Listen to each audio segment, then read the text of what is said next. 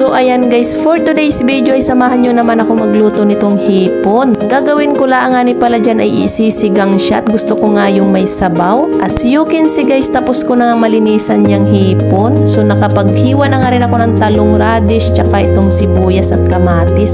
Syempre hindi mawala yung sili at itong sinigang na original. At syempre itong ating kangkong. Pagkatapos ko nga guys mai-ready ang mga ingredients ay binuhay ko na itong super kalan at naglagay na rin ako ng tubig sa kaldero upang pakuluan ito.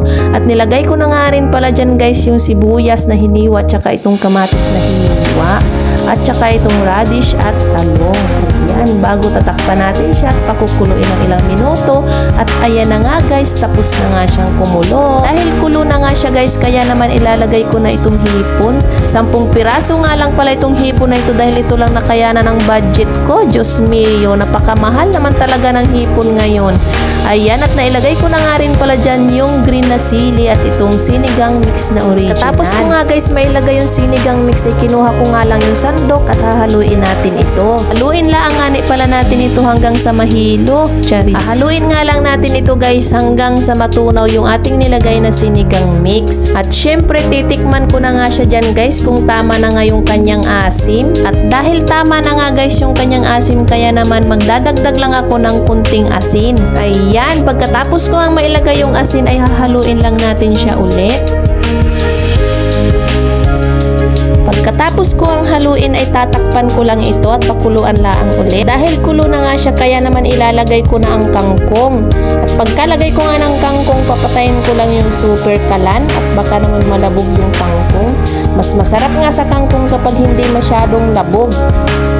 Ayan, hot cook ba kumbaga. At dahil nga tapos na guys, kaya naman nagsandok na ako dito sa ating mangkok. Takam na nga ako dyan habang nagsasandok. Ikaw ba namang ilang taon bago nakakain ulit ng hipon? Diyos mio, talagang tutulo ang laway mo dito. Charis. Dahil nga may pagkamahalan ito, kaya naman minsan lang talaga makapag-ulam nito. Ayan, at pagkatapos ko nga dyan guys magsandok ay nag-ready na rin ako ng kanin para kakain na tayo. Ayan, ang sarap talaga naman ang sabaw nito.